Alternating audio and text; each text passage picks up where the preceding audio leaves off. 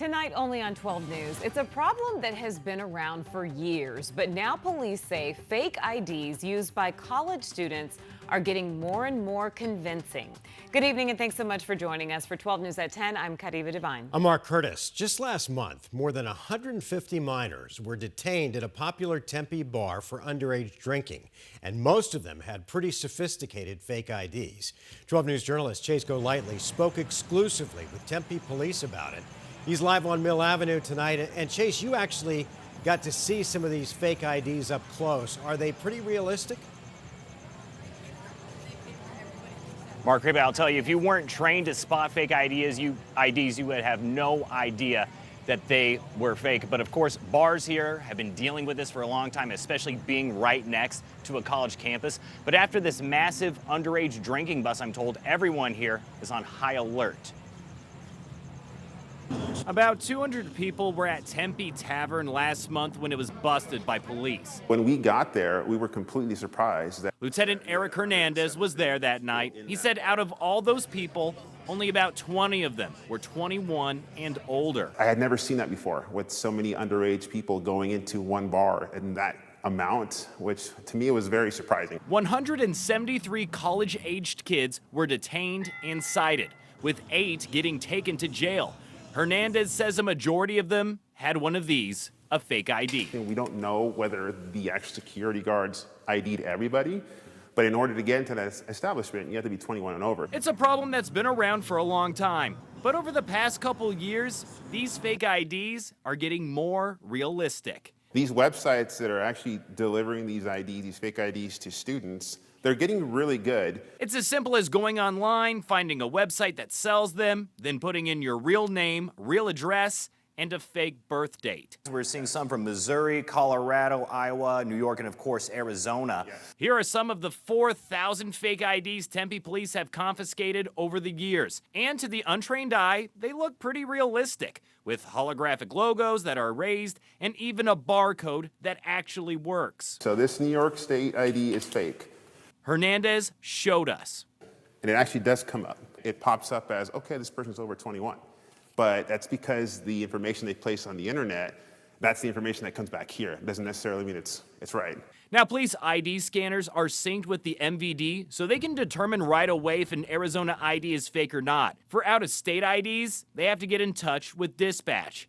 But bars don't have that access with their scanners. Tempe Tavern, in a statement posted online, said they did scan everyone that night. From the Tempe Tavern incident that happened, a couple Thursdays ago now, is that a lot of these scanned, but they're clearly not, the people inside are clearly not under 21. They're way younger than that, and so there's a little more due diligence that's needed. It's not just a scanner. Even with a realistic fake ID, Hernandez says there are still plenty of ways to find out if it's legitimate or not. What are some of the key giveaways to determine if an ID is real or not? Well, I think one of the best giveaways that an ID is fake is just the quality of the card itself. These cards over here, I'll show you an example. It's very flimsy, and they bend a little bit more than the actual government IDs do. Another is how clear the ID is. If you have a government ID, the picture's gonna be very clear. A fake ID will have a blurred image. Take this fake Arizona ID, for example, compared to my own. You can see the whole thing is blurry, from the photo to the words and the barcode on the back. The quality is so bad that it is not scanning at all. Now, for out-of-state IDs, it can be a little bit trickier if you're not used to seeing them. But Hernandez says that's still no excuse. There will still be problems with the quality of the ID, and there are classes to train staff on how to spot these problems. It's not that we're trying to ruin your night. It's our duty to protect the public. Now, the investigation into Tempe Tavern is still ongoing. Police told me it is going to take a while, given how many minors were there that night. The state liquor department also told me its investigation into the bar is also still ongoing.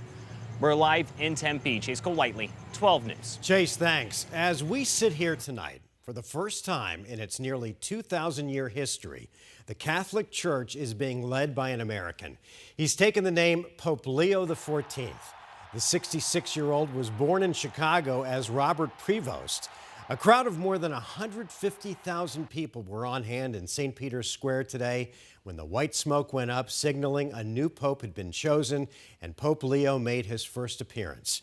Earlier today, our sister station in Tampa caught up with one of the Pope's brothers and asked him how he reacted to the big announcement.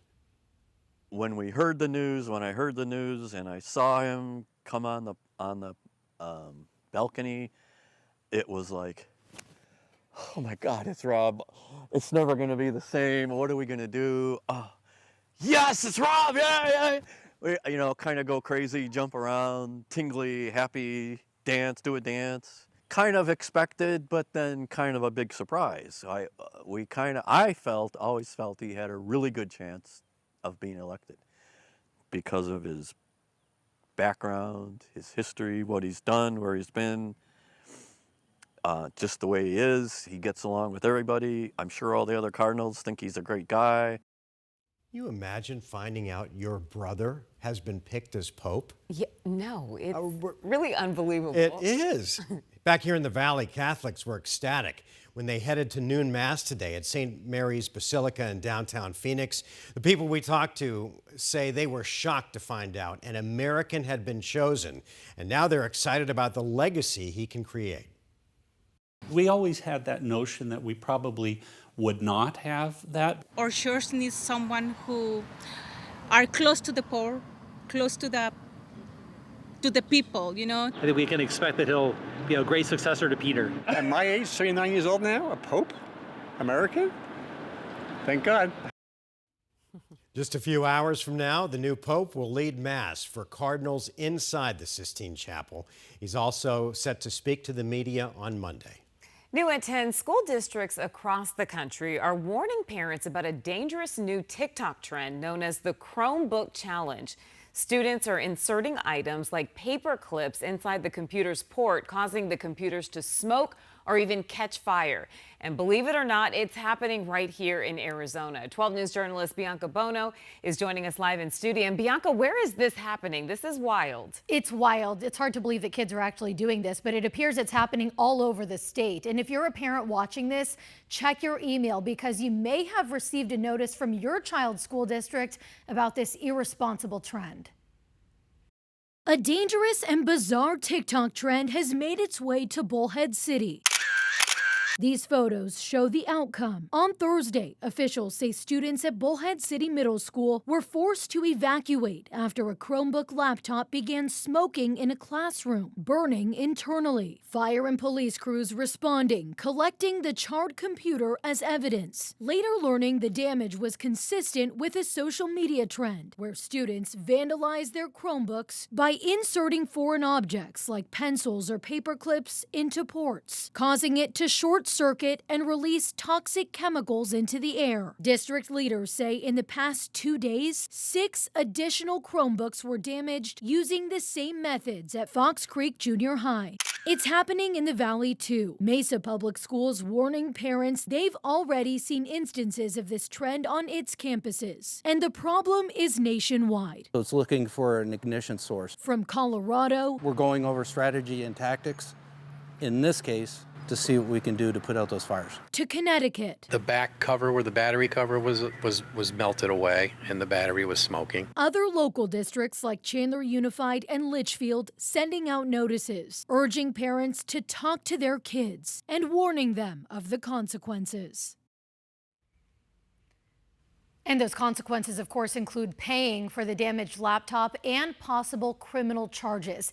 In today's incident in Bullhead City, we're told thankfully nobody was hurt and students were able to return to class about 30 minutes later. The classroom where this happened, though, smelled like burned metal and plastic, and it was unusable. We're live in studio tonight. Bianca Bono, 12 News. Yeah, I'd hate to have to explain that to my parents. All right, Bianca, thank you.